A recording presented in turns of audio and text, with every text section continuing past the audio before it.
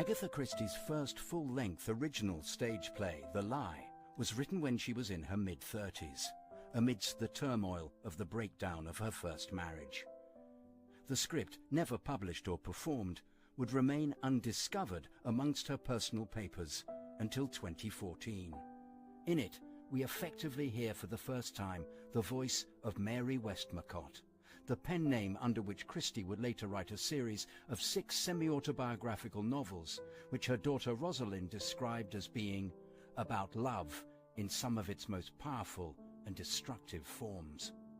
The Lie resonates with ideas and phraseology which she would later use in these and other works. As well as evoking the matriarchal household in which Christie was raised and her complex emotional response to events in her life at the time it was written, The Lie is a radical piece of playwriting, ahead of its time in its frank exploration of the role of women in marriage, in the home, and in society. It's also notable for portraying a central relationship which most people in the 1920s would have regarded as incestuous. The action of the play takes place over the course of only one evening, and the fact that it is set, we are told, in a typical suburban drawing room and not some distant imagined country house only serves to heighten its impact. This could happen to any of us, Christie seems to be saying.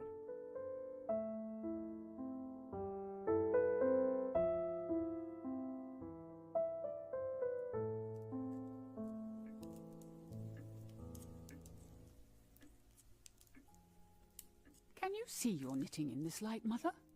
It's getting rather dark. Oh, yes, dear, I can see. Of all hours, I love this quiet twilight hour best. It seems to me, Hannah, typical of our lives, yours and mine. Quiet and peaceful, out of the track of storm and tumult. I wonder. I think I miss the young people. You and I are very happy together, Mother dear. But we do need the young life around us. Well, they'll all be home this evening. Yes, John and Nan, and my little Nell. Wasn't Nan coming home yesterday? She wired to say she was spending another day with the Roystons. Who are these Roystons? That's just what John was asking the other day. He's very particular about his wife's friends. Quite right. He's a good man and a good husband to Nan. Yes. Hannah, you don't regret... Oh, no, Mother. I'm not ungrateful. Don't think that. I never forget that we owe everything to John. The clothes we wear, the bread we eat, the roof that shelters us. I know you're proud, Hannah, but believe me, it's all for the best. All for the best. No, I'm not proud. Not now. There was a time when charity would have choked me. My high-spirited girl. But that's all over now, for the sake of the children. Yes, the children. I can never pay the debt I owe to John. When he took Nan for his wife, he took also her mother, her grandmother, and her little sister, and gave them a home. Oh, that was 7 years ago. Little Nell has grown up to be a woman now. Yes, little Nell is a woman now. Hannah, won't you tell me what is troubling you? It's nothing, Mother. You used to come and tell me all your troubles. I suppose you think I'm too old now. I shouldn't understand. But we old folk who sit and knit so quietly see more than you think. Isn't it Nan's Sir Henry Wilding that worries you? Mother, I never knew you had any... Ah, yes, I know all about it. Naughty little Nan. Nothing serious, but still one never knows. And remember, Hannah, she's her father's daughter. You're strong, and Nell, young as she is strong too.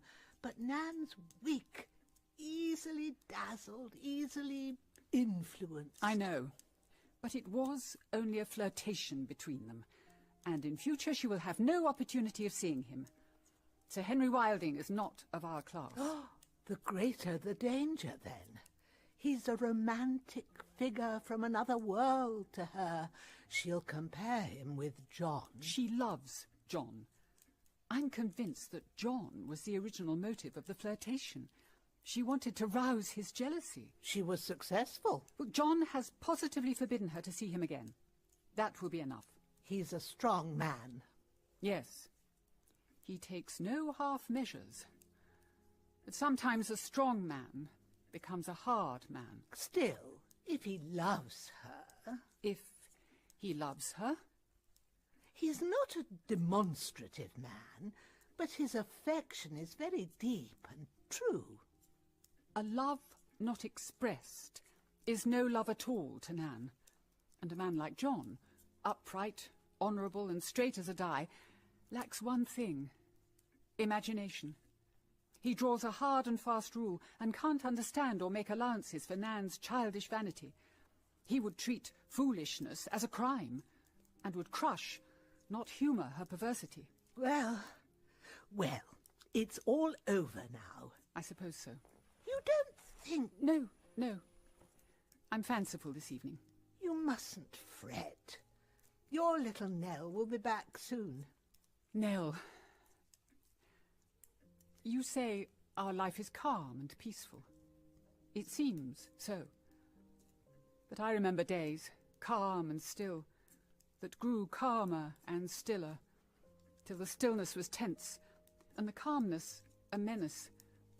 And then suddenly, without warning, the storm burst, lightning and thunder, and all the fury of tempest let loose. I believe, Hannah, all your troubles lie behind you.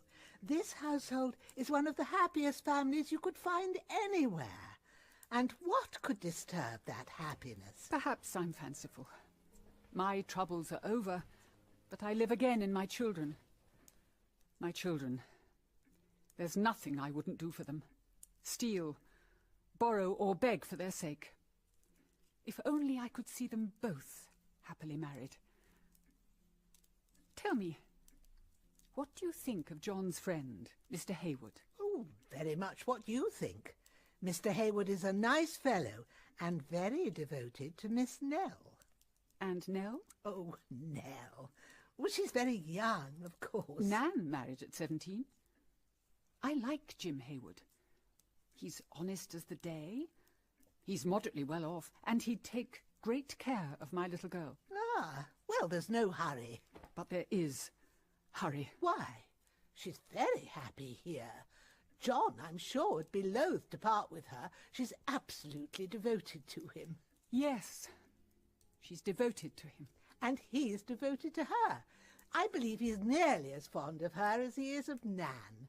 She's such a perfect companion to him. Why, look, every Saturday they play golf. It's a pity Nan doesn't play golf. And then in the evening she accompanies his songs. Nan was never good at accompanying. Why, John would be lost without Nell. You see that too. Oh, Mother, I think that's a taxi outside. Oh, who is it? I think it's Nell. In a taxi? How wonderful. Yes, it is. Oh, what fun. Here we are, after you. Thank you so much. I can't believe that just happened. Yep, I've got the bags. Thank you. I'm so excited about seeing Mummy. I can't wait to tell her what we've just done. Oh, yes. I'm glad you enjoyed it. Is John home? I don't know. I can't imagine who's here. I'm starving. It'd be so nice to eat something I haven't cooked myself. Yes. Oh, Mummy, I am so glad to be back. Nell, my darling Nell. Hello, Granny, darling. Oh, darling. Wasn't it splendid? I met Mr. Hayward in town, and he said he wanted to see John, so we taxied all the way down. All the way. Oh. It was simply heavenly, wasn't it? Rather. But dreadfully expensive for you. It clicked and clicked. It made me feel awfully reckless. I expect you'll do something more reckless than drive down to Putney in a taxi before you die, Miss Reeves. Is John back, Mummy? No, he's not come yet. That's a pity. I particularly wanted to see him. He's sure to be here before long. You must wait. Yes, we can't have you whirling back in a taxi to town. You'll be broke if you go on like that. But really, thanks awfully for bringing me down. It was frightfully generous of you. I did it to please myself, really. I can't tell you how much I enjoyed that drive down. I never knew you were so awfully fond of driving in taxis. Well, I'm not, exactly. How quickly you change your mind. You're wrong there. When I've made up my mind, I don't change. You're in England for some time, aren't you, Mr. Hayward? Not for as long as I'd hoped. I've heard today that I must be back in Canada in 3 weeks' time. Oh. Oh, Mummy, I've had the loveliest time.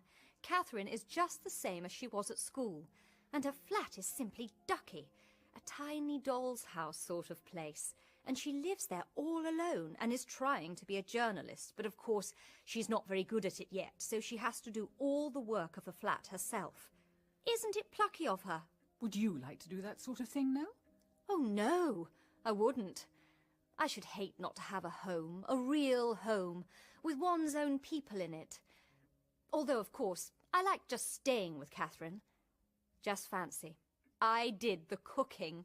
I'm sure you made a great success of it. Well, that depends. It always turned into something, but not always what I originally meant it to be.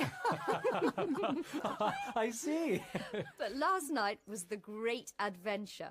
Catherine got a telegram and had to rush off, so I spent the night alone in the flat. It was quite gruesome. My dear child, you shouldn't have done that. You should have come straight home. Anything might have happened. Well, if Catherine can do it, I don't see why I can't. Oh. Well, I think it's time for me to go up and take my nap before dinner. Will you help me, Hannah? Come along then, Mother. Oh, Let's thank get you you, sorted. dear. Are you all right? Yes, a bit stiff from sitting for so long. Come along. Just a little nap. Poor Granny. It must be dreadful when one's legs won't move properly. I am so glad I'm not old. Old age won't trouble you for a long time to come, Miss Nell. Tell me about Canada, your part of Canada. My part of Canada? That's rather difficult. My part of Canada is usually a part that isn't there yet. How exciting! Do explain. You see, it's my business to buy land, for myself and as an agent for other people. You pick a likely spot and you buy. Then they begin to build, the land goes up, and you sell it. Do you see? But how do you know the land will go up? Well, that's where your judgment comes in. You've got to be smart about that. I haven't made many mistakes so far. How awfully clever you must be. Not a bit. Oh, but you must be. Nearly as clever as John. Yes, good old John. He's one of the best. Yes, isn't he splendid? And he's simply frightfully clever, and so noble and true. He's just my ideal of what a man should be, like King Arthur. King Arthur? Yes, King Arthur. I love talking nonsense, don't you? It must be so tiring to be always sensible. I find everything such tremendous fun. Everything? Well, almost everything. Do you think me horrid for saying that? I know there's a lot of unhappiness in the world. The East End, and people who haven't got enough to eat and all that. But I can't help feeling happy. I do enjoy things so much. You see, I've got simply everything I could wish for. I'm glad. How funnily you said that. Because I didn't really mean it. I was wishing that you might not have got everything that you wanted. Oh? Why? I should hate not to be happy. I must be happy.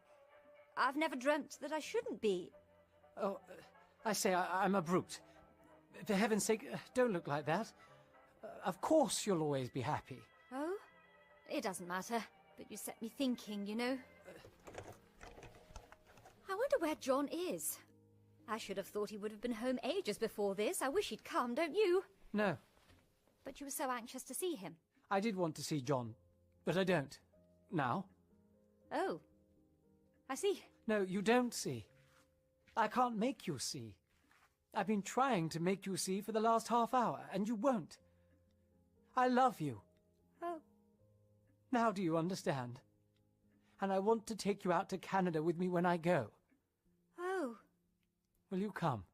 Oh, don't. Oh, please. Please don't. I want you so very much. I've loved you from the very first minute I saw you. No, I can't. It's quite impossible. I'd be so very good to you. I'd do simply everything you wanted. It's no good. I'm dreadfully sorry, but I can't. Oh.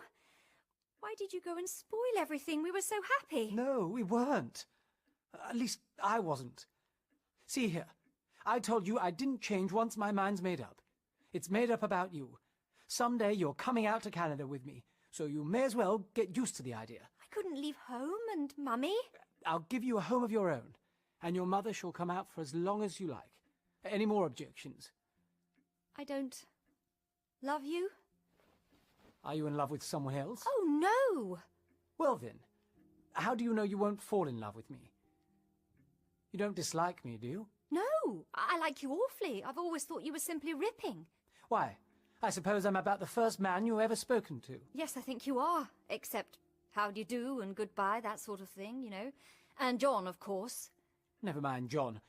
He's a brother-in-law, and out of the running, thank heaven. I wish you were one too. Then we could keep you in the family, and you wouldn't want to marry me. Oh, I am so sorry. I feel it's my fault somehow. And I can't bear to make you miserable. Oh, do forgive me. Forgive you? For being the loveliest, most perfect thing on God's earth. Nell, if you only knew how I loved you. Oh, don't! Oh, I've made you unhappy. No, it isn't you, it's... Oh, I don't know what it is.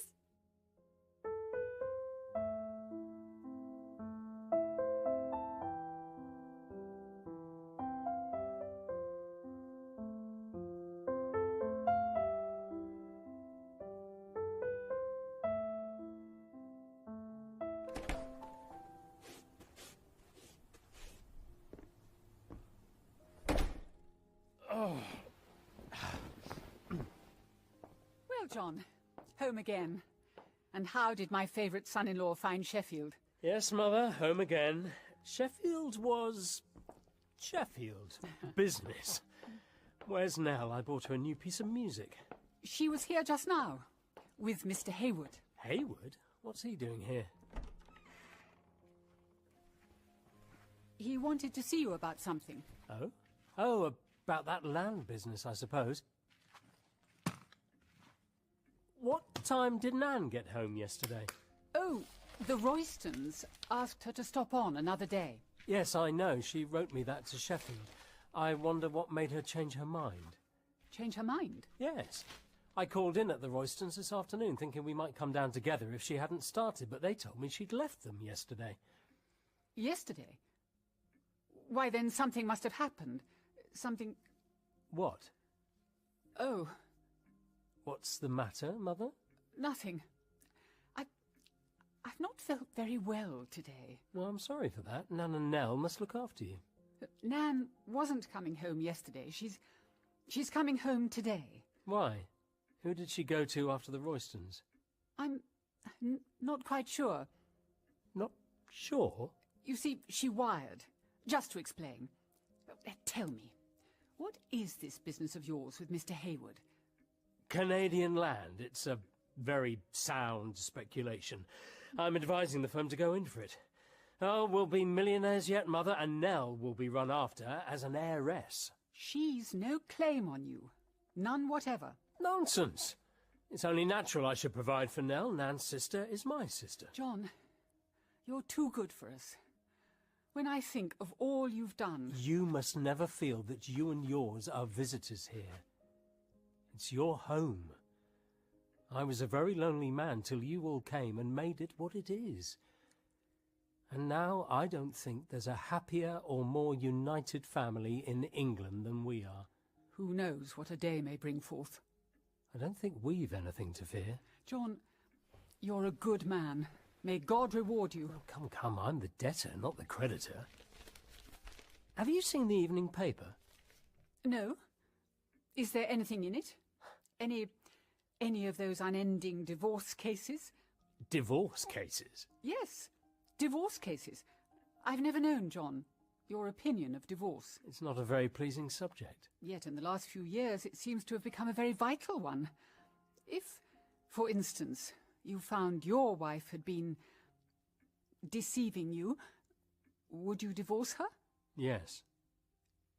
No matter what extenuating circumstances she might plead? If I understand your meaning rightly, there could be no extenuating circumstances. You make no allowances for temperament, for character. The invariable plea. We've too much mawkish sentimentality in these days. We must stand or fall, we are innocent or guilty. There can be no halfway course.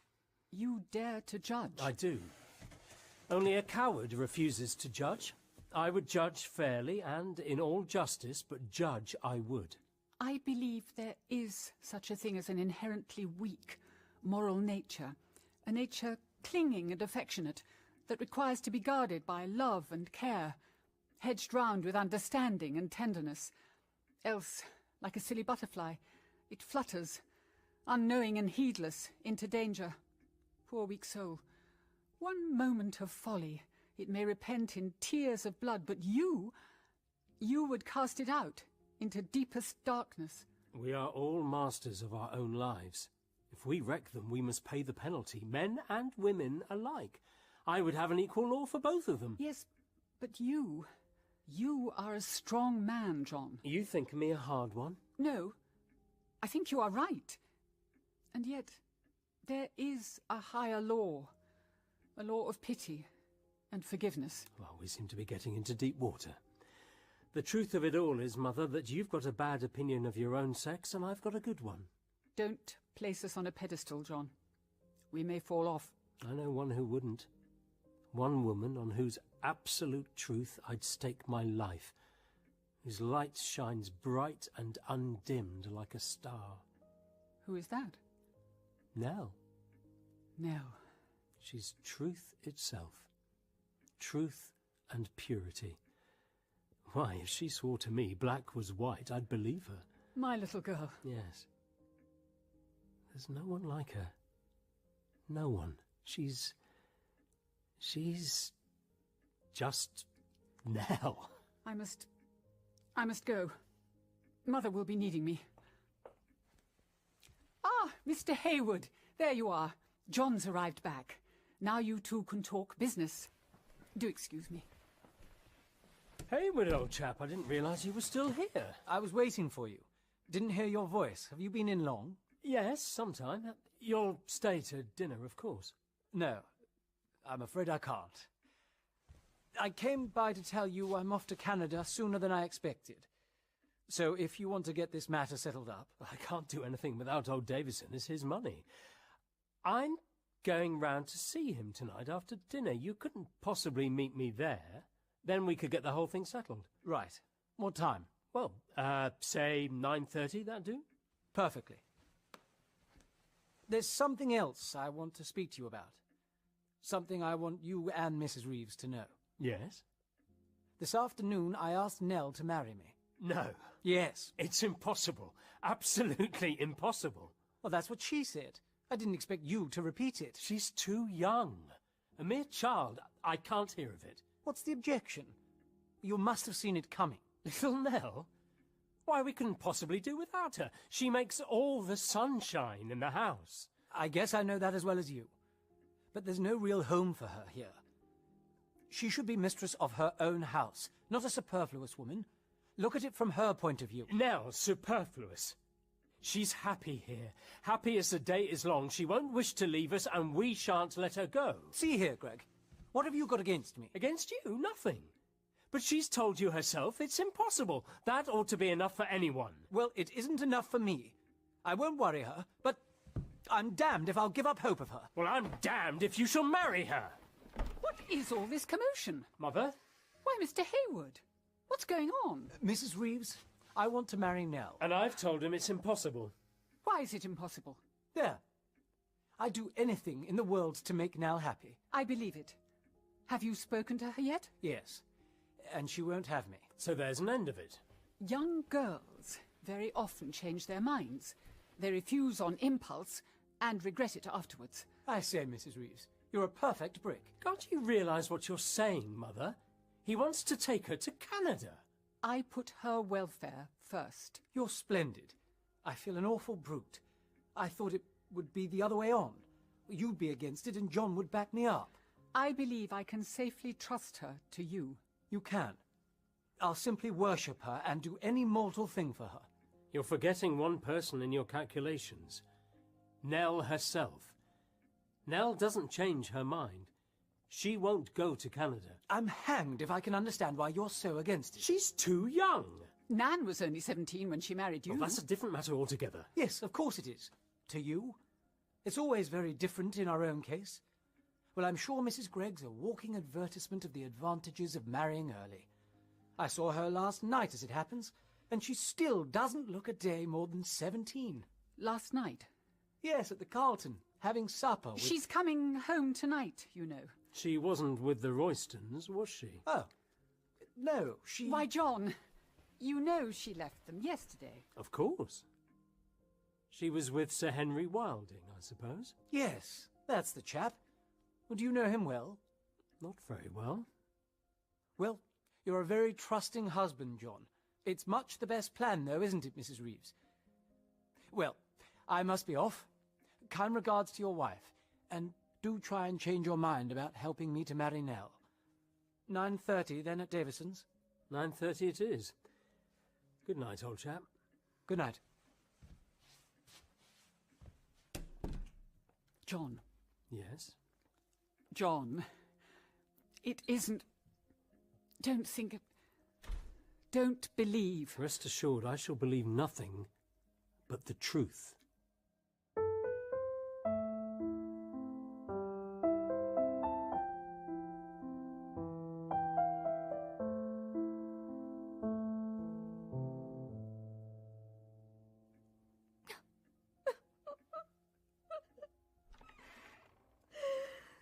Mummy? My child. Mummy, you know about Mr. Hayward? Yes, dearest one, I know. I feel so dreadful, so unhappy, as though it were all my fault, and I've hurt him. I can't bear to think of that, but I couldn't help it, could I? I feel as though I'd been playing and suddenly I'd pulled over some big thing that's fallen and is crushing me. It is a big thing. The biggest thing in all the world, Nell. But I don't want it. It's made it all different, me and him and everything. Jim Hayward is a splendid fellow. Any girl might be proud to have won his love. Well, anyway, I couldn't have gone to Canada. Why not? And leave you, Mummy. I can't keep you by my side always, dearest. I can only pray that you may marry a man worthy of your trust. But I don't love him. You like him? And you trust him? Yes, but I don't love him. Love might come. Mummy, you'd have me marry someone I don't love. Some of the happiest marriages have begun that way. Nell, you're not a child any longer. You're a woman. You must judge and reason like a woman. You've taken your views of life from storybooks, pretty romances with love triumphant in the last chapter. But life is not like that. The ideal lover you dream of, in all probability, does not exist. Then I won't marry anyone. And let slip, perhaps, your chance of happiness? It's never more than a chance, and sometimes it comes disguised. We don't recognize it until it is too late. Mummy, do you want me to marry him? I want the best for you. I thought you would be on my side. On your side? Am I ever on any other? Do I live for anything or anyone but you? You and Nan? I know, but you seem so strange. I only want you to see clearly. Remember that in actual fact you are homeless and penniless. Mother! We are all living on charity. John's charity. John would never turn us out. That doesn't alter the fact that we're all dependent on him. But he belongs to us. He is not bound to support his wife's relations. Mother, I think you're horrid. I wouldn't be dependent on anyone else. I'd go out and earn my living, but John's different. Different from any other person. Nobler and better and more splendid. Oh. And I know he'd think it wrong for me to marry someone I didn't love. Nell, I'm going to tell you a story. The story of a woman who married the man she loved. It's my story, Nell. Oh, Mother. I'd love to hear it. You hardly ever speak of Father. I never meant to you. But I think now the time has come when it is right you should know.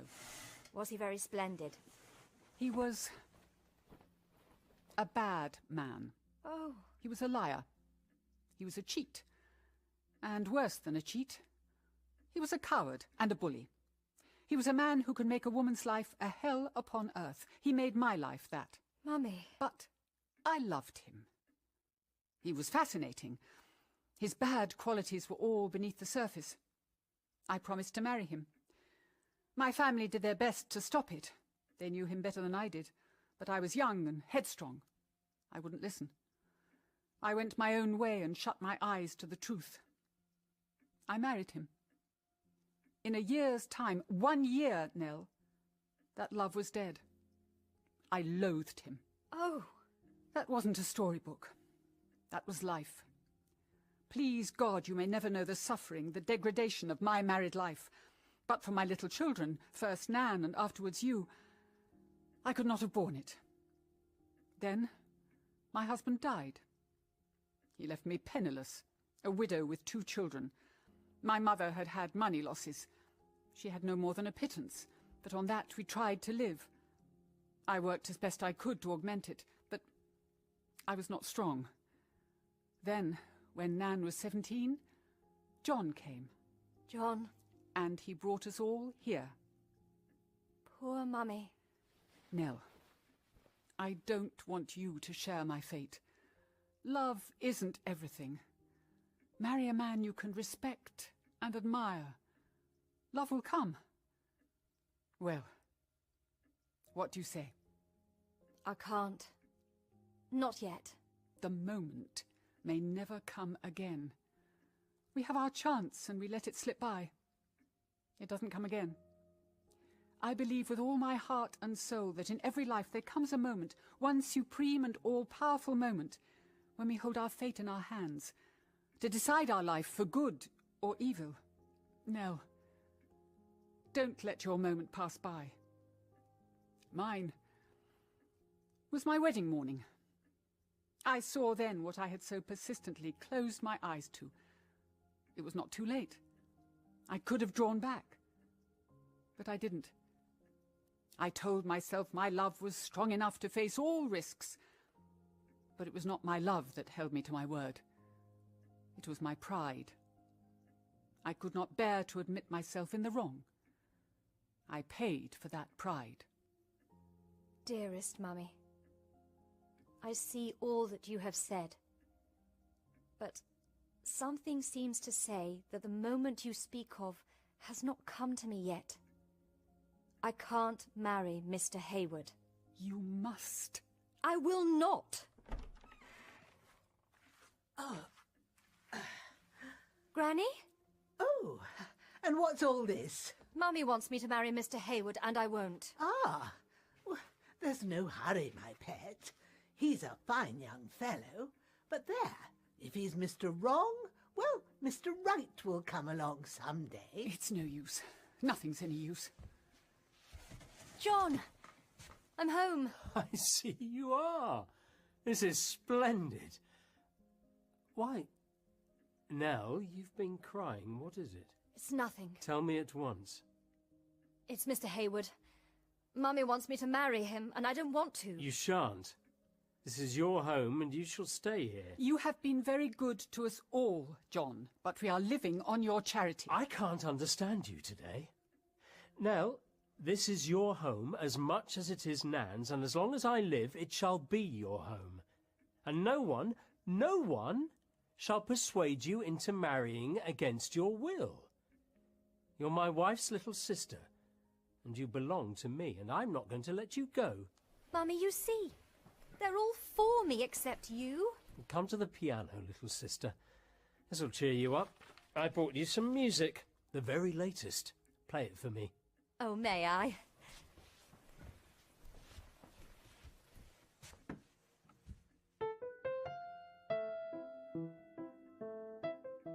Hannah, I don't understand you either. Why are you so anxious for Nell to marry? Can't you see? She thinks. She probably told Jim Hayward that there is no one else. Well? But there is someone else. Someone else who? John. John? Nell is in love with John. Look at them both. She doesn't know it. If she marries Jim Hayward and goes away without finding out, there's a chance of happiness for her. But if she finds out, God help my little Nell. Hannah! And Nan, too. There's Nan! Nan! No, don't go, Mother. We're all in here, Nan. Hello. Well, Granny? Mother? I'm rather late, aren't I? Shan't have time to change. Oh, Nell, there's a dear. Take my coat. Yes, and the scarf. Ooh, how silent you all are. Is anything the matter? What should be the matter? Well, you all look so glum. How are you, Granny dear? Oh, very well, dearie. Have you had a nice time away? Oh, very nice. The Roystons were awfully kind, gave me no end of a good time. When you left them yesterday. Why didn't you come back yesterday, Nan? Oh, I stayed on another night with the Roystons. Oh, With the Roystons? Yes, with the Roystons.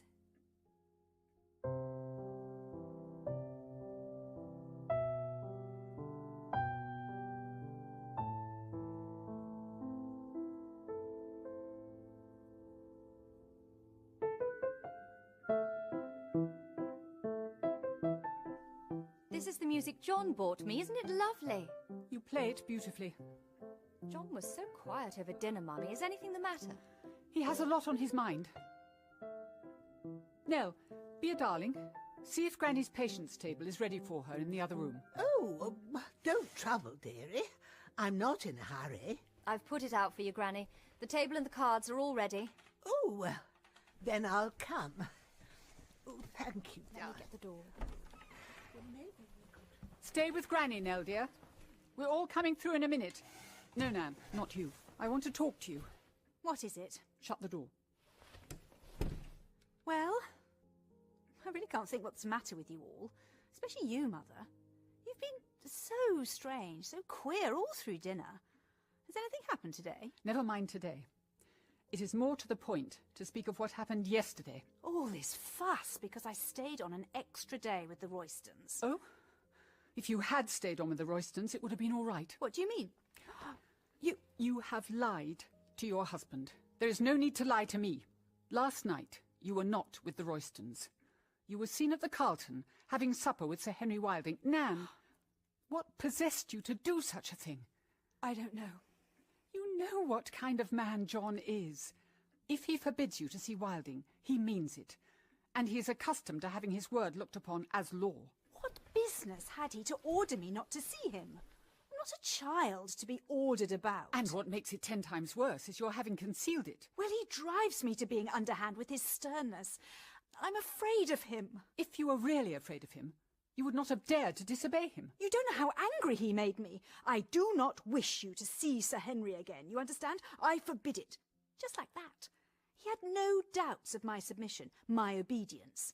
It's enough for him just to issue the command. When a man's jealousy is roused... It wasn't jealousy. If I'd have thought that. But it wasn't because he cared. He doesn't care. He never has cared. Hush, Nan. You're saying what you know isn't true. Well, perhaps he did. Once. But he doesn't now, no. It was just the master dictating orders. I'm to have no fun, no pleasure. Fun? Pleasure? Is that all you want out of life? Everyone's horrid to me. I wish I was dead. You don't love me. Nan, how dare you say that? Well, you wouldn't be so cross with me if you did. Cross with you? Nan, have you absolutely no conception of the seriousness of life? I hate life. I hate everything. Oh, Nan, for heaven's sake, pull yourself together and let us decide what is the best thing to be done. Mother, oh, you wouldn't tell John about me and Sir Henry having supper last night? Mother, you haven't told him. Nan, you don't understand. John knows. Oh? How? Mother, tell me quickly. I can't bear it. When John came home this evening, he told me he had been to the Roystons this afternoon. They explained to him that you had left them yesterday, as they presumed, to go home. And you gave me away. I did not give you away. On the contrary, I did my best to shield you. I spoke as though it were the most natural thing in the world you should go on to other friends and return today. I let John suspect nothing. Instinct, or perhaps a knowledge of my own daughter, led me to doubt. Well? Mr. Hayward came, on business to see John. He mentioned casually that he had seen you at the Carlton last night. Oh. I tried to turn the conversation, but John was too quick for me. He saw that something was wrong.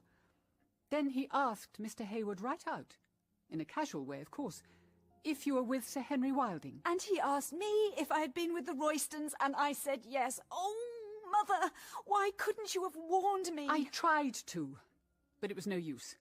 John foiled me every time. Mother, what am I going to do? What shall I do? Of course, you must beg John's forgiveness. He won't forgive me.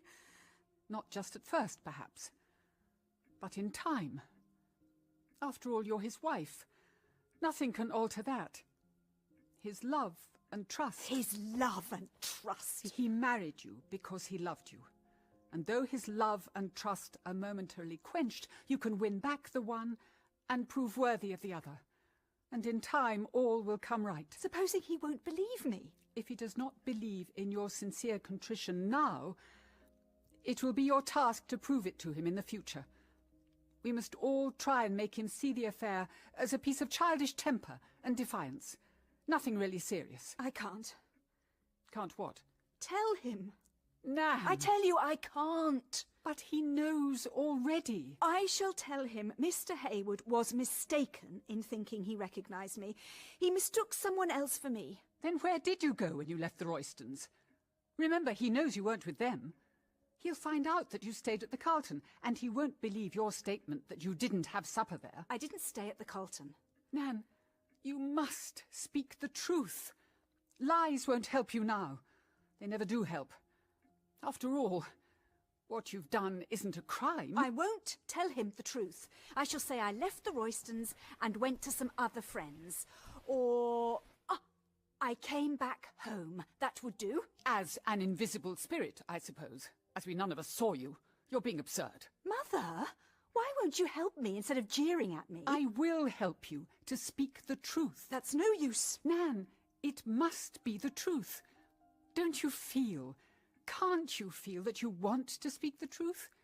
Even if John didn't know, even if only I knew the facts, I would still say, tell him. You can't build up your life on lies. When the foundation is rotten, the whole structure comes down with a crash and, perhaps, destroys you. I can't. I daren't. He'll find out. Find out. Find out? What more is there to find out? Nan! He'll find out where I was. Where were you? Nan! Nan! Not with Sir Henry. Yes! Oh! Why didn't I die? Why didn't I die long ago? Mother, don't! Don't cast me off. You don't know what I've suffered today. I've been nearly mad. Mad. With grief and terror. Terror, oh yes. I didn't dare to come home until the last possible moment. And then all your eyes. It seemed to me everyone must know. And I was so frightened, so frightened. And John. You could betray John for that man. Oh, I know one can't compare them. There's no one like John. I've always known that. But I was flattered. Sir Henry admired me. And John didn't care. Oh, Nan. No one would believe it, I suppose, after what's happened, but I love John. I've always loved him. That's why I knew what I meant to him. Nothing. He's your husband. Yes, I suppose he's a good husband. He's kind and polite and feeds and clothes me well and doesn't beat me. Oh, a model husband. But I'm outside his life. Right outside it. He goes to his business in the morning. When he comes back in the afternoon, he plays golf or tennis with Nell. In the evening, there's music with Nell. He'd sooner talk to her than to me. He never cares to be with me. He never wants me. I don't interest him. Although I'm his wife, I never dare laugh and joke with him as Nell does. And then Sir Henry came. He wanted to talk to me. He liked to be with me. I was the person to him. And what happened? John told me to drop him altogether. Not because he cared, not because he was jealous, but because I was his wife, and he disliked having his property talked about. No, no, Nan. You're saying what isn't so. It is so. I met Sir Henry again by accident while I was with the Roystons. He suggested I do dinner in a theatre with him before I went home. I agreed. I see. Mother, you must believe. You will believe. I never meant... Thank God for that. All the time, I loved John. Perhaps if I hadn't loved John, I would have been stronger. I suppose you can't understand that. Yes, I can. I'm a woman. But John won't. No man would. No. I suppose I'm a very wicked woman. I only feel a very unhappy one. If only I dared tell him, I'd go on my knees to him to forgive me, but he wouldn't. Could you expect him to easily? Say what you like, Nan. He believed in you. He believed in your honour. My honour? His honour. Yes, that's where it will hit him. Not because he cares. Not because it's torment to him to think that I love another man, but for the sake of his honour. He is right. John is a proud man and a just man, and he has lived an upright and honourable life.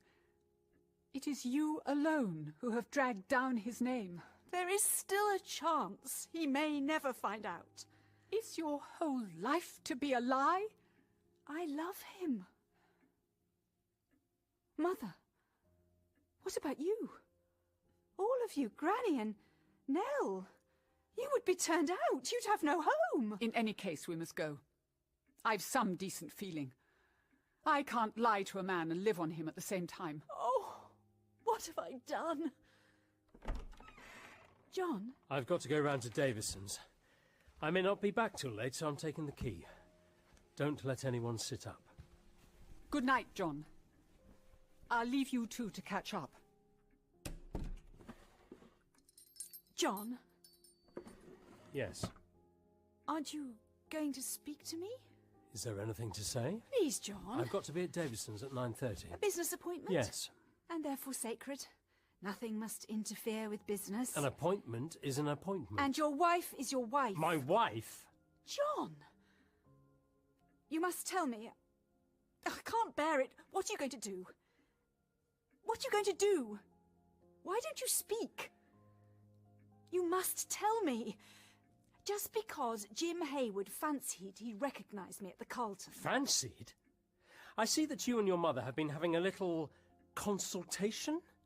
Is this the particular line of lie you have selected? Mother only told me that you thought that you imagined... Exactly.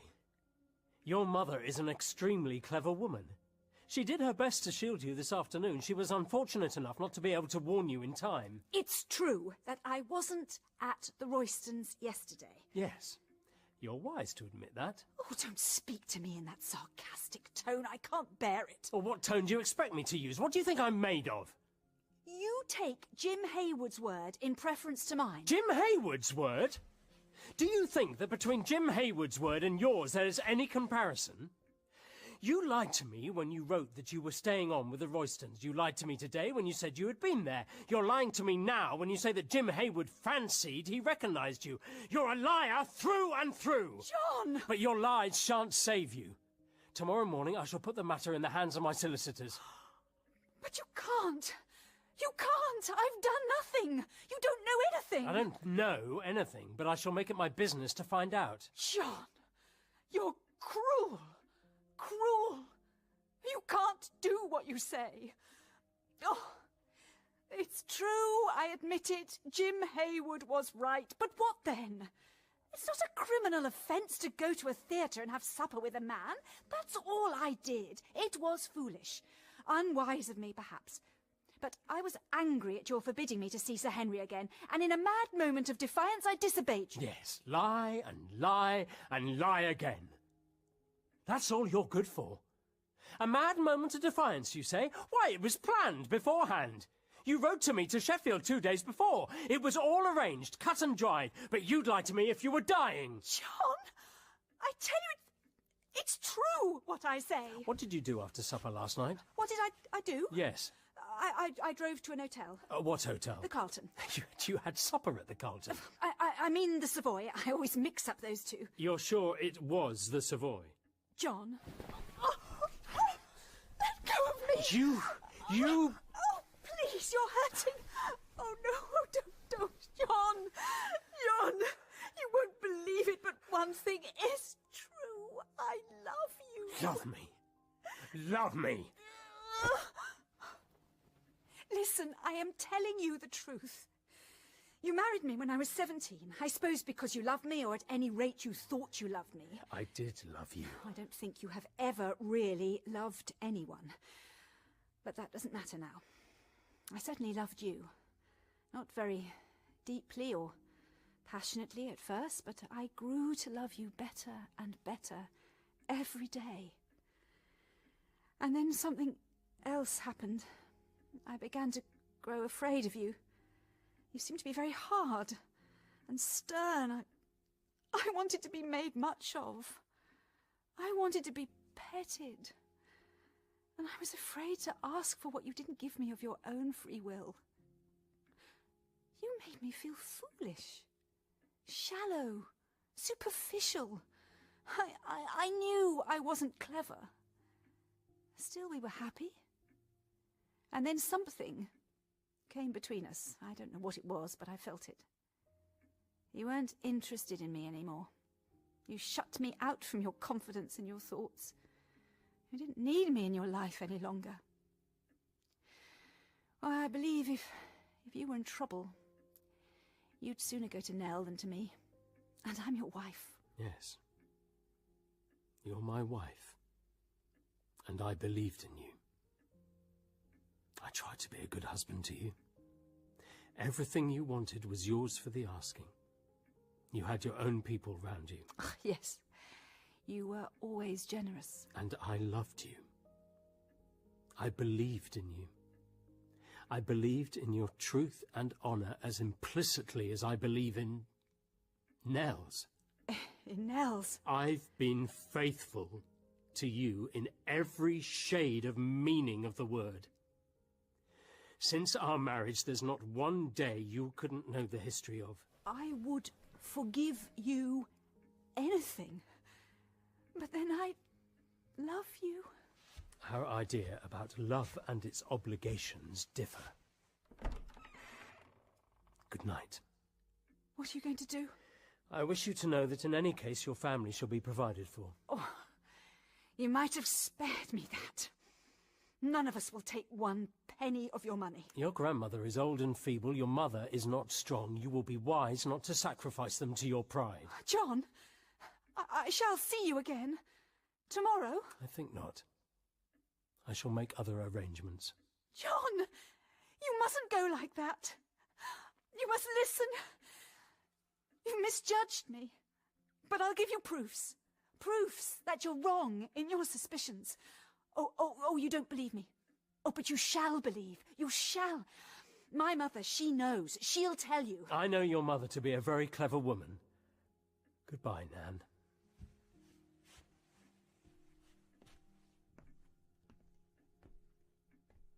John!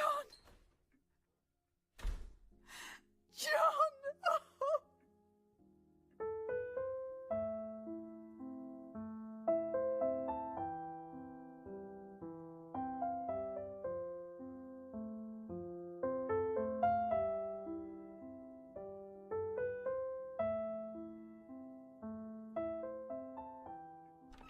Nan, where's John? Has he left for Davison's? Mother, you must help me. It's life or death. John won't believe me. I tried everything. He's going to his solicitor's tomorrow. If I told him the truth, it would have made no difference. We must think out some way, something plausible that he'll believe. Nan, it's no good. The time has passed for that. I tell you, we must find a way. Mother, don't you see? It's life or death to me, Mother. Oh, my child. My child. But what can we say? What will convince him? Whatever I say, you must vouch for. Do you think he will believe me any more than you? No. He wouldn't believe any of us. Except Nell. He'd believe Nell. Nell? Yes, he'd believe anything she told him. Oh. Oh. What is it? You've thought of something? No, it's impossible. But you have an idea, a plan? Yes, but I can't have Nell dragged into this. It wouldn't hurt her. No? She's so young. So happy. I won't have her life overshadowed. But the idea, what was it? It might be possible without Nell. Nell has been staying this week with her friend, Catherine Rakes, in a flat. Last night, Catherine was called away. Nell spent the night in the flat. Alone. You mean that I might have spent it with her? Yes, I was with Nell. Oh, Mother, it's a chance. We must take it, now. It's quite simple. After I left the Carlton, I drove straight to the flat. That would be about 12:15. Yes, 12:15. Oh, but wait a minute. John will ask why I didn't tell him this at once. Oh, leave it alone, Nan. It will only be one more failure. Of course, I was afraid. I didn't want him to know about supper. Nan, I forbid you to do this thing. You must bear your own punishment, not seek to lay it on Nell's shoulders. What harm can it do Nell? You don't know Nell. It's not easy for Nell to speak anything but the truth. And to lie to John would break her heart. I won't have Nell's peace of mind destroyed. What difference can it make if it's John or anyone else? It does make a difference. You don't realize, Nan, how devoted Nell is to John. She can't do it. She must. It's the only way. It's a way you can't take. And what about me? Mother? I'm your child too. Don't you love me at all? Is Nell everything to you and I'm nothing? It's my life, Mother. It's Nan, Nan, my child, my child. my whole life. Very well. She must speak to John tonight. If she waits till tomorrow, it may be too late. The time will have passed. Yes, she must speak to him tonight. Enjoyed it. Oh, Mother. Going to bed, Granny. She's on her way, aren't you, Gran? Oh, yes, indeed. It's after 10 o'clock. Early to bed and early to rise. Oh, thank you, dear Nell, for keeping me company. But you, my little Nan, I've hardly seen you since you came back. No, Granny, sorry.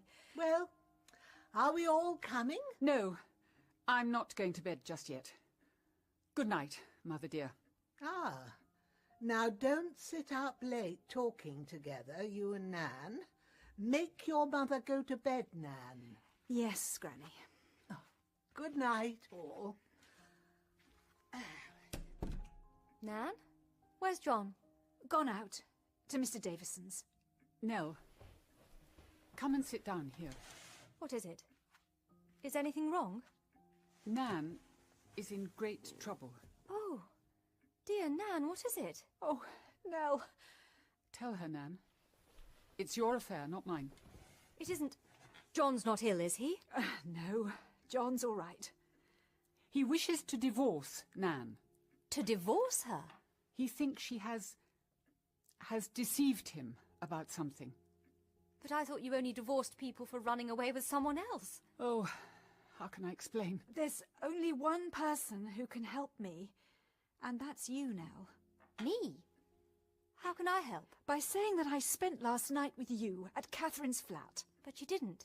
You must say that I did. But it wouldn't be true. It doesn't matter. But I don't understand. Why do you want me to say that? Because unless John believes that, he will divorce me. Now you know. But you don't want to be divorced, do you? No! Oh, no! Now, everything depends on your saying I was with you at the flat. What difference does it make if you were with me or with the Roystons? I wasn't with the Roystons. I don't understand. Don't try and understand, Nell. You can see one thing, that only your word will save Nan from ruin and disgrace. Is it like things in books? Yes. I thought it was only in books. I didn't think things happened to people one knew. to one's own sister.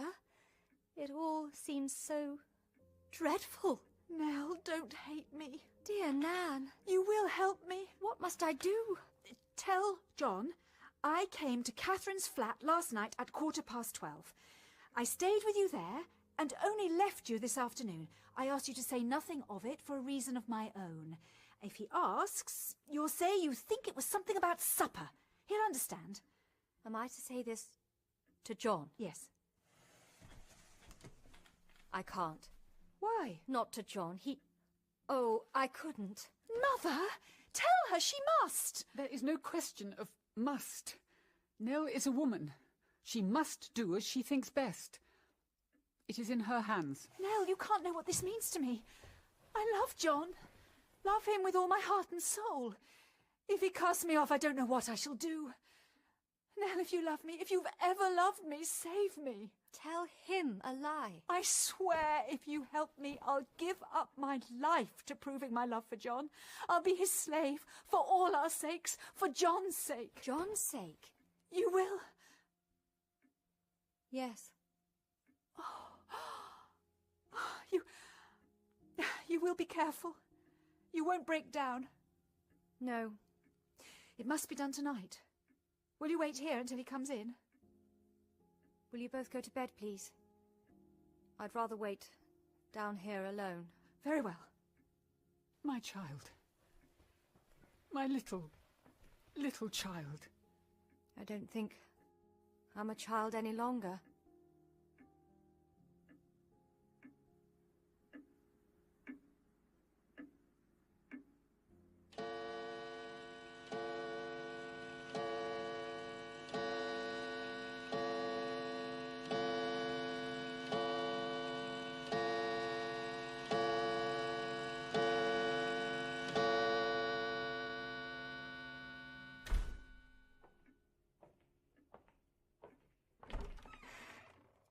Why, no. I sat up for you. I saw a light in here and thought the servants must have forgotten to put it out, and it's you. Take off your coat and sit down. I want to talk to you. It's very late. You ought to be in bed. Never mind that. I've something I want to say to you. Have you, little girl? What is it? Something very important? But I'm not the best of company tonight, Nell. I know. Yes. You're so quick. You see at once. I suppose it's your sympathy that makes you understand always when anything's wrong. It's not a question of seeing. Let me take your coat and hang it up. No, you don't. But I want to. I like waiting on you. I will. Oh, you willful woman. There. Now sit down. Here. The way I'm ordered about in my own house. Henpecked by my wife's little sister. Ah. John? It's nothing. Well, what is the weighty matter that you want to talk to me about? Not a love affair, I hope. It's something serious. Well, love affairs are sometimes supposed to be that, by the parties concerned, you know. John, don't laugh. I never felt less like laughing in my life.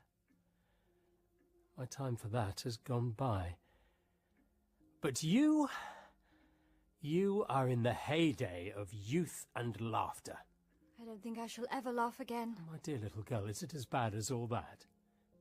Tell me about it. No. No, it's nothing bad. It's just... Nell, what is it? For God's sake, don't be unhappy. Let us have one happy person in this house. Oh, we've always been so happy here, all of us. Yes, until today. Only this afternoon I said to your mother that we were the happiest and most united family you could find. And do you know what she said in answer? That one never knew what a day might bring forth. She was right. A day. One day. And everything you believed in falls in ruins round you. John. Dear John, the day is not over yet. A few minutes only to run yet. What difference can they make? They might make all the difference. Nothing can make any difference now. The world and everything in it has changed today. I haven't changed, John. No. You haven't changed. God bless you. You're the same dear, sweet, honest little girl that... Don't. Oh, don't. You haven't told me what the trouble is yet. Oh. Jim Hayward, of course. I ought to have known it. Nell, I had a few words with him again on the subject tonight. I was fool enough to lose my temper, too. I told him pretty sharply I wouldn't have him hanging around. You needn't be afraid now. If they're all against you, I'm on your side. You know that, don't you? You've been so good. So good to all of us. We can never repay you. Can there be any talk of repayment between you and me? No, that's impossible. And now there's something I want to say to you. About the future. If something happens... If what happens? I can't very well explain. Look, your mother will tell you what I mean. What I want to impress upon you is that whatever happens, there's not the least necessity for you to marry Hayward. I look upon you as my sister, and I'm going to settle a certain sum of money on you which will render you perfectly independent. You understand? Yes, but I can't. You can't? Why, Nell, haven't I always been a brother to you? Yes? Then don't treat me as a stranger. I love you very dearly, Nell, and I want to protect and shield you from all trouble. Oh. All my life I've been a very lonely man. I've had no brothers or sisters of my own. And there's something more still, Nell, I want to say to you. It's this. Whatever happens, you won't be against me. Against you?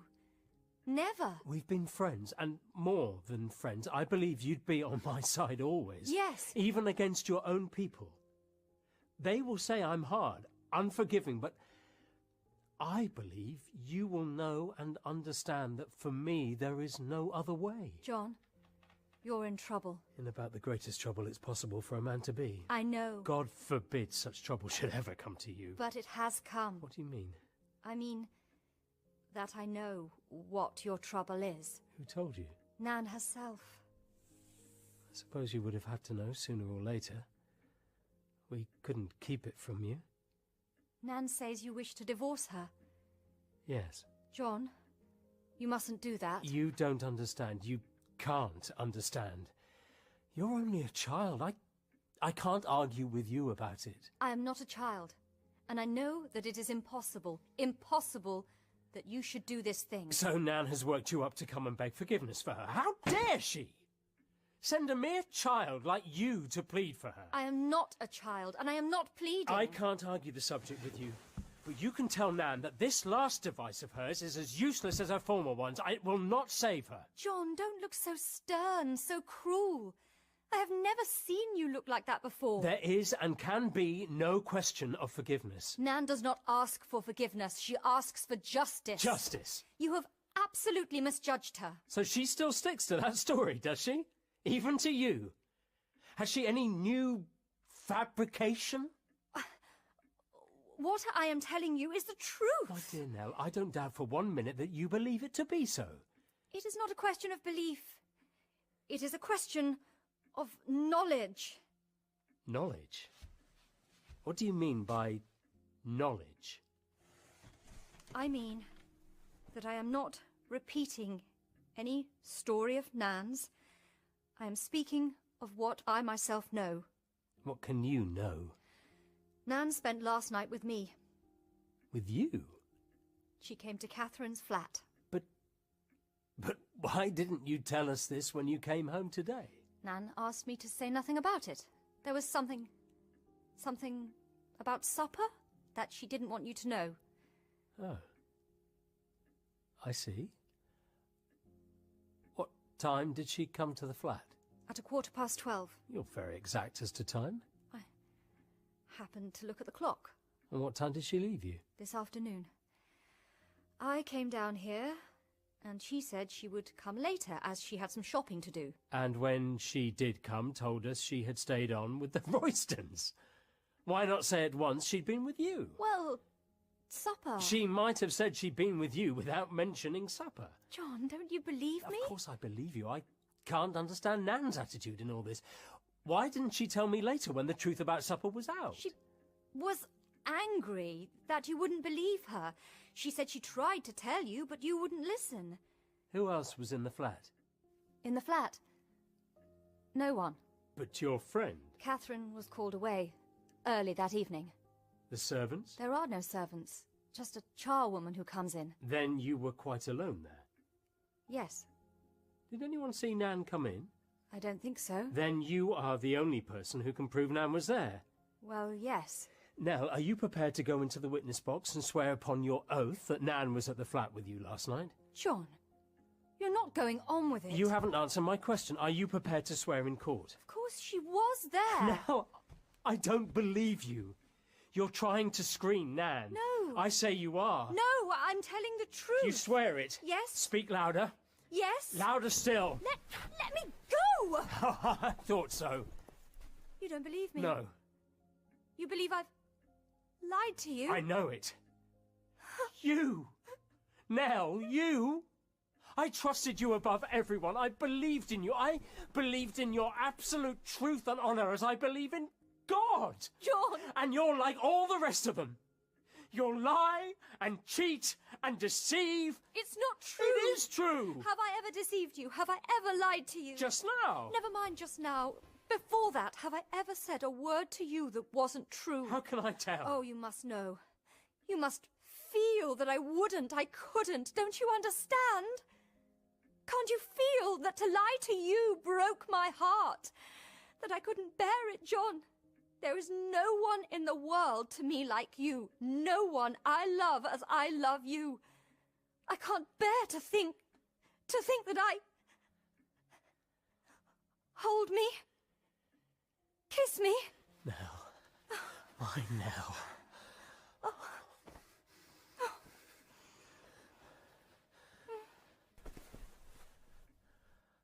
My God.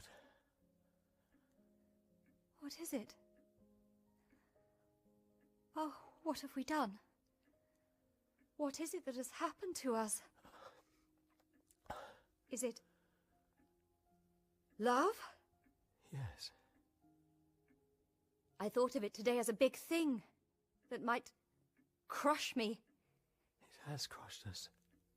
Both. I don't feel crushed. Only very wonderfully happy.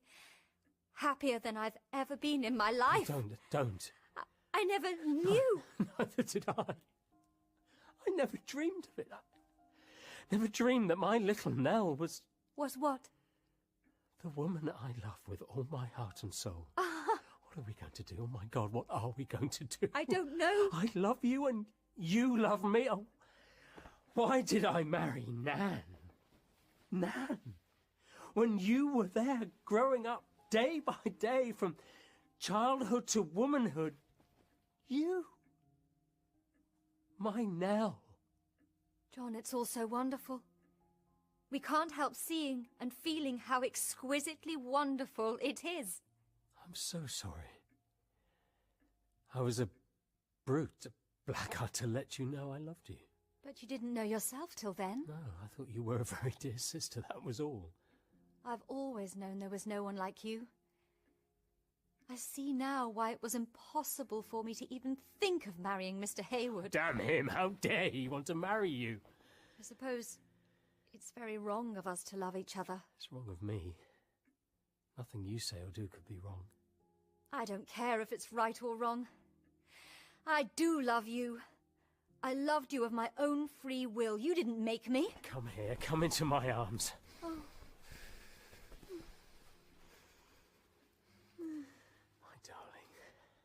My darling, how can I live without you? I can't let you go. Let me go? You aren't going to send me away. We're going to go on as we've always done. Live in the house with you day after day and play the brother again? I can't do it. But then... I know. We're back again where we were at the start. We've got to see what can be done, what's to be done. It's so hard to think, to see clearly. There must be some way. A way out of the tangle, yes, but what's the best one? The best for us both. Yes. And for others. Others? What others? There's Nan. Nan has deceived and betrayed me. She can go.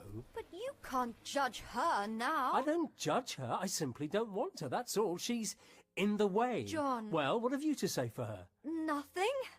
How could she? How dare she love any other man but you? Leave you for someone else, you! She told me I'd never really loved her. She was right. I've never loved anyone. Till now. But she loved you. She said so. Tomorrow I shall institute proceedings for divorce. If the case is proved, I shall be a free man. John, you can't do that.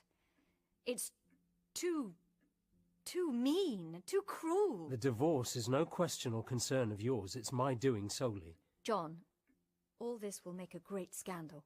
Here in Putney, people will say... Let them say.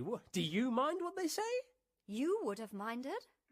Once? Well, I don't now, except for your sake, but we'll leave all scandal behind us. I've enough money to live on without working for it any longer. We'll go and live somewhere else, abroad if you like, to any place you care to choose. No more office, no more Putney. That will be something like romance. But you didn't mean to leave the office for years to come. Oh, I know. I was keen on my work, that dull, plodding work. The same day after day. It seems incredible to think of it now. I meant to wear the collar steadily, year after year. I never dreamed of any other life. The 8:40 train up to town every morning, the annual holiday to the seaside, I thought all that was life. How narrow and paltry it all seems now. Why did I do it? Because everyone else does. There's a reason for you. Think of it, all round us now, 100, no, thousands of men, all going through the same routine, morning and evening, day after day, year after year. The narrowness of it all. Thousands of men, and you're one of them. It's in your blood. Respectability, convention, the sober business life, you belong to it. It's your heritage. Will you ever be happy away from it? You imply I've got a suburban soul. And if you have, don't you see? It's your strength. All your strength lies there. What I've admired you for, loved you for. But my love for you... is your weakness. Never. Your romance to me. Your life. Joy. I've never really lived until today. You've coloured the world for me. It's the dull brown earth that endures, not the gay flower that grows there. It's your strength I love. Nell, when I'm a free man, I'll come to you. It will be no good. I cannot marry you. You're going? Yes. Out of my life altogether? Yes. Very well then, go. John, say one kind word to me. Just one word to show you understand. Go, if you can. John, I can't. I can't live without you. I knew it. Nell, we belong to each other. Nothing can part us. But not that way. There's another. John, you said we might go to a new country. Let us go there at once. At once? What do you mean? Take me with you next week, tomorrow. Let Nan divorce you. Let the disgrace be ours, not hers. Impossible, you... Yes. Let me bear it, not Nan. If I've taken her husband from her, let me take him openly, not secretly. We're doing a far worse thing than she has done to us. Drag you down? Never. It's the only way, John. The only honest way. It's that or goodbye. You can take your choice. Nell? I mean it, John. Think. We can go at once, out of England, to a new country together. We'll leave Putney and its dullness and its narrowness and go to a new world. A world of joy and light and colour. A world of great and wonderful happiness, John. Nell? You will? You will? Yes, We'll be so happy. So wonderfully, perfectly happy. We'll never regret, never even think of the past. We'll live there, John. Live every moment of the days. Why shouldn't we? Life only comes once. Why shouldn't we hold fast to any joy that comes to us? It's ours. Why shouldn't we have it? Nell? John? Nan. I couldn't wait any longer. It seems ages, terribly long ago, since I heard John come in. John, Nell has told you? Yes. John, forgive me, forgive me. Forgive you? I meant about supper. You understand it was because of supper that I didn't want Nell to tell you the truth before. I know. But of course Nell has told you. Yes, Nell told me. I told him the truth. Oh. Then it's no good pretending any longer. No. It's no good. Now. Oh. I'm glad. I'm glad. I thought I could do it, but I couldn't have gone on deceiving you. I couldn't have borne my life with you always acting a lie. John, I'm glad, you know. I know you can't forgive me, but I must speak to you just this once and make you believe one thing. I've been wicked, I know, but it wasn't because I loved him. It was because I thought you didn't care. I love you so much. You'll send me away and I'll go, but all my life I shall repent and think of you. I suppose, John, you're too good a man to understand a woman like me. I don't ask you to take me back. You couldn't do that. I don't ask you to understand, but if you could only say you forgave me. John does understand. A moment comes to everyone when they hold their life in their hands. Sometimes more than one life. There might be 3. And you hold them all. It's our moment. Mine? Yes, yours. And mine. Well? There's only one way possible. Nan's your wife, John. Nothing can alter that. John! Love is a great thing. But there is something greater than love. Forgiveness? No, understanding. Nell. Don't you see? This is life. The other was only a dream.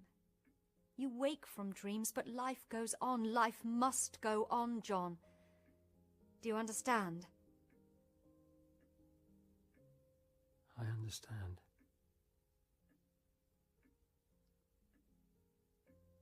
Nan, shall we try again? Together? Oh, John. I promise. I'll show you. I'll show you. We'll both start again, Nan. Together. Someday, who knows, happiness may come. Happiness will come, my darling.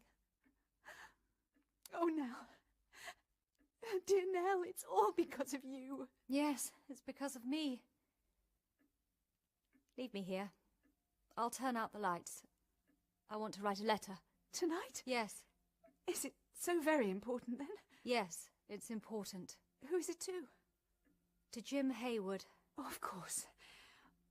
Oh, good night, Nell. Dear Nell. Aren't you going to kiss Nell good night, John? I forgot. Good night, Nell. Good night, John.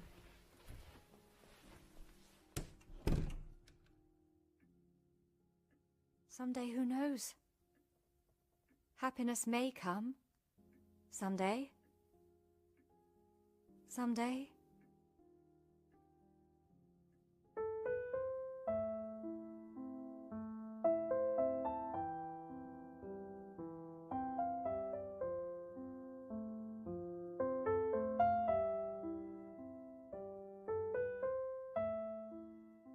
In 1928, Agatha Christie would divorce her husband Archie, who had fallen in love with a younger woman. 2 years later, she married the archaeologist Max Mallowan, and they remained together for the rest of her life. Although The Lie itself has never been staged, Agatha Christie wrote 30 plays and would go on to become the most performed female playwright of all time.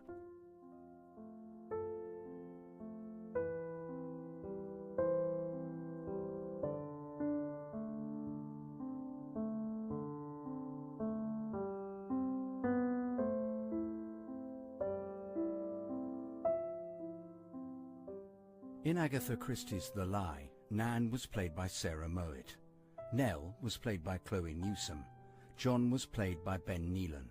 Hannah was played by Alison Skilbeck. Mrs. Endicott, Granny, was played by Tina Gray. Jim Haywood was played by Mike Evans.